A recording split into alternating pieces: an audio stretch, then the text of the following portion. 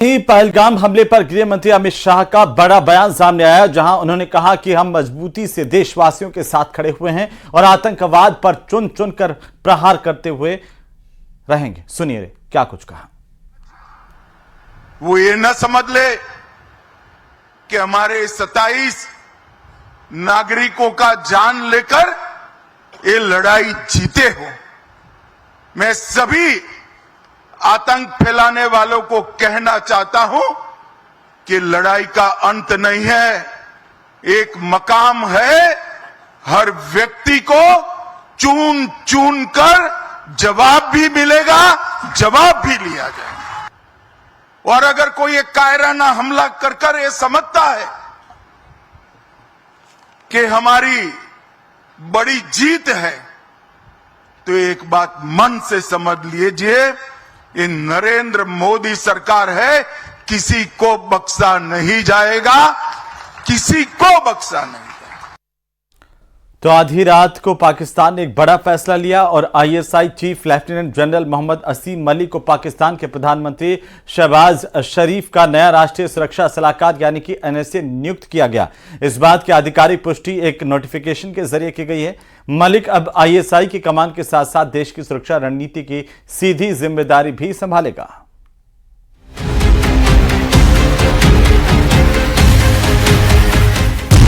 पाकिस्तान का silent killer असीम मुनीर ने चली तख्ता पलट की चाल। पाकिस्तान की बर्बादी का विलन।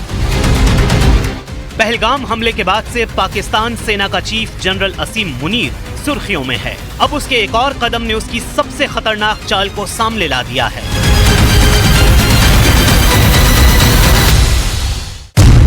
रातों रात पाकिस्तान के ISI chief lieutenant general Mohammad Asim Malik को पाकिस्तान का राष्ट्रीय सुरक्षा सलाहकार नियुक्त कर दिया गया है।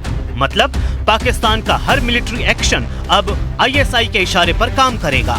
पाकिस्तान के प्रधानमंत्री शहबाज शरीफ पूरी तरह से आईएसआई की गिरफ्त में होंगे।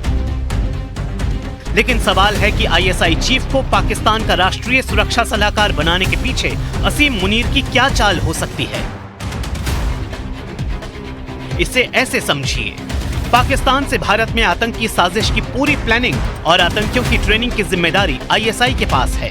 पाकिस्तान के आतंकी आईएसआई के साथ मिलकर पाकिस्तान के दहशत के एजेंडे को अंजाम देते हैं। आईएसआई चीफ घोषित तौर पर इन आतंकियों के चीफ कमांडर हैं और पाकिस्तान की आईएसआई पाकिस्तान की सेना के कंट्रोल में है।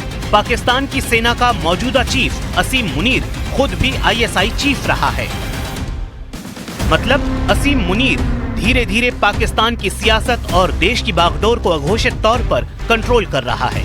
युद्ध का डर दिखाकर वो पाकिस्तानी सेना के एक्स चीफ परवेज मुशर्रफ की तरह पाकिस्तान की सत्ता को हथियाने में लगा है। अब सवाल है कि असीम मुनीर ऐसा क्यों कर रहा है। उसे बयां करने के लिए एक तस्वीर पर गौर करिए।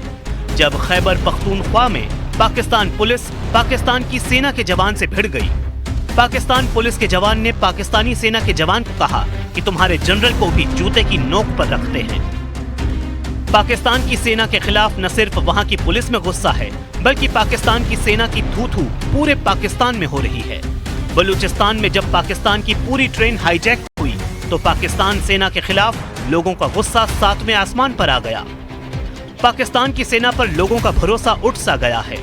खुद आसिम मुनीर का इतिहास कई विवादों और पराजय से भरा हुआ है और यही वजह है कि असीम मुनीर ने अपने खिलाफ उठ रही विद्रोह की आवाज को दबाने के लिए भारत में आतंक की साजिश को प्लान किया, ताकि युद्ध की स्थिति बने और वो वहां के लोगों को बता सके कि जब तक पाकिस्तान सेना के कंट्रोल में है, उनका देश महफूज है।